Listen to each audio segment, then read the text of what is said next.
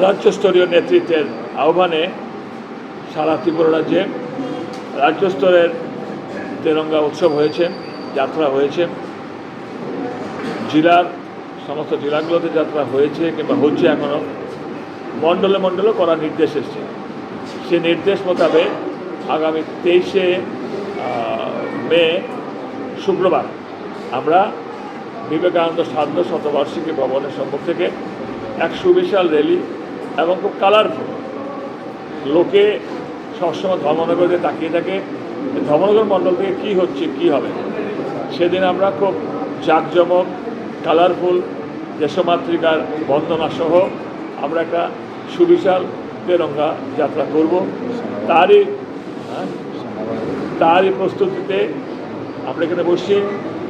আমরা অভিনন্দন জানাবো সেনাবাহিনীকে, 3 স্তরীয় সেনাবাহিনী, স্থল, জল এবং বায়ু, অর্থাৎ বিমান বহর।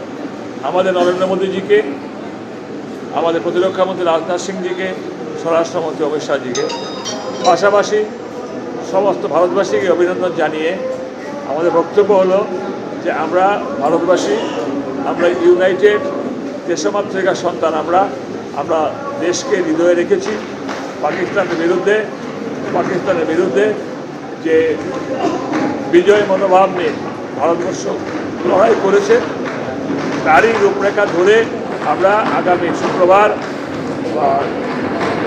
23শে মে আমরা তেরঙ্গা অভিযান করব বিকাল 4টায়। তারই প্রস্তুতিতে ধর্মনগর 56 মণ্ডলের 51টি বুথ থেকে, তারপরে প্রধান উপপ্রধান সহ কাউন্সিলরগণ সহ সবাই মিলে এখানে সমাগত হয়েছে। এটা ত্রিপুরাবাসী দেখতে পারবে যে সেদিন আমরা কী ধরনের আমরা র্যালি উপহার দিচ্ছি। বক্তব্য থাকবে।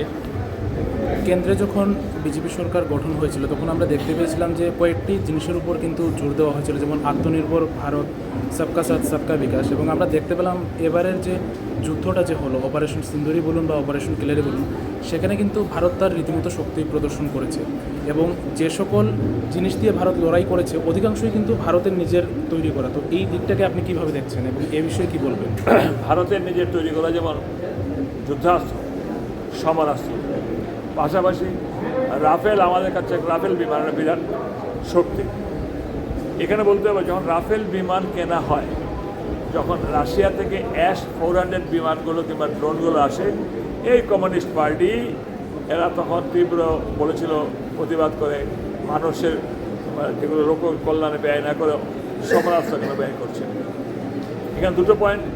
একটা পয়েন্ট হচ্ছে যে আমরা আত্মনির্ভর ভারতে নরেন্দ্র মোদী ডাকে আত্মনির্ভর হচ্ছি অর্থনৈতিক দিক দিয়ে, সামরিক দিক দিয়ে। অর্থনৈতিক দিক দিয়ে মজবুত না হলে সামরিক দিক দিয়ে মজবুত হওয়া যায় না। এটা কিন্তু উত্তর কোরিয়া নয়, ঠিক আছে কিনা, যে আমরা করবই। অর্থনৈতিক দিকে উন্নয়ন হয়েছে বলেই সামরিক দিক দিয়ে ভারতবর্ষ অগ্রসর হতে পারছে।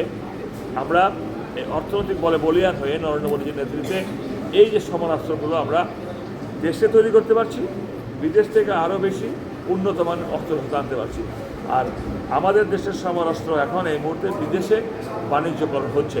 এটা একটা ফ্লাশ পয়েন্ট আমাদের, এবং টোটালটা হচ্ছে আপনার the leadership of prime minister Narendra Modiji.